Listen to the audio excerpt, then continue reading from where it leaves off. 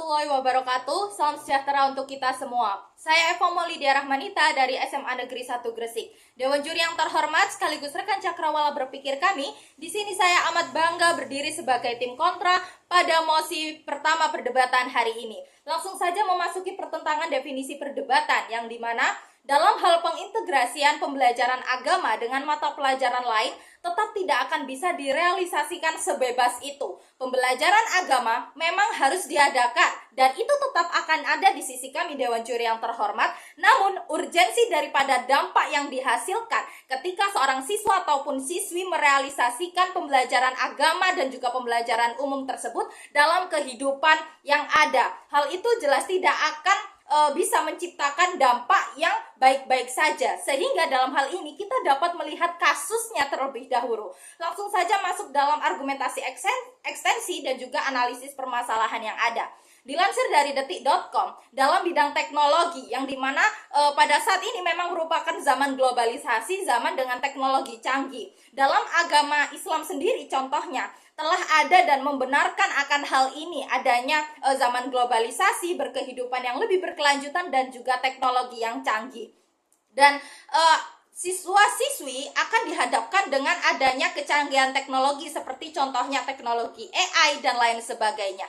Namun dalam hal ini tidak sedikit kasus penipuan, cyberbullying, ataupun hackers yang diperoleh dari adanya perkembangan teknologi ini. Lalu juga dilansir dari kompas.com yang memang masih maraknya kasus kekerasan dan juga bullying dalam dunia pendidikan. Yang dimana hal ini sekalipun ketika sudah diintegrasikan tidak akan menjamin kekerasan akan berkurang. Karena apa? Memang pembekalan pada ajaran agama yang kurang maksimal dan ini memang harus kita maksimalkan Dewan Juri yang terhormat. Lalu kasus yang ketiga dalam bidang sosial budaya yang memang diiringi dengan adanya perkembangan zaman. Dilansir dari indonews.com, maraknya kasus LGBT yang dimana memang benar dalam pembelajaran agama kita disuruh untuk saling menyayangi, saling menghormati dan juga menghargai kepada seluruh umat manusia. Dan itu pun dalam sistem berdemokrasi juga sangat dianjurkan. Namun bila tidak adanya pemantapan pembelajaran agama secara dasar kepada seluruh siswa-siswi Indonesia, LGBT secara tidak langsung akan tercipta. Maka dari itu, mengapa hal ini baik di sisi kami Dewan Juri yang terhormat? Karena di sisi kami, pembelajaran agama akan tetap ada. Namun bagaimana caranya dari pembelajaran agama tersebut dapat mendasari sistem-sistem bertatanan kehidupan yang baik, sehingga kasus-kasus seperti hal itu tadi tidak akan terus terjadi. Lalu, mengapa hal ini buruk di sisi mereka yang berdiri bersama tim pro Dewan Juri yang terhormat? Di sisi mereka tidak akan menjamin bahwasanya keselarasan dalam berkehidupan akan menghasilkan hal-hal yang terus positif. Karena tidak semua hak yang ada pada kasus dalam masing-masing pembelajaran dapat searah dengan aturan dasar agama, seperti kasus LGBT yang telah saya sebutkan tadi sebelumnya.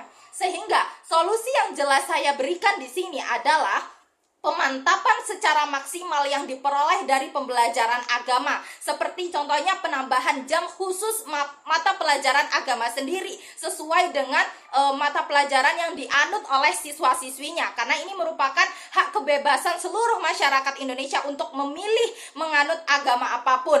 Lalu kenapa hal ini dilaksanakan? Karena memang agar bagaimana caranya saat siswa-siswi mengaplikasikan pembelajaran umumnya dalam berkehidupan dengan menghasilkan dampak yang baik dan tidak meninggalkan kasus-kasus buruk seperti yang kasus-kasus telah saya bawa tadi.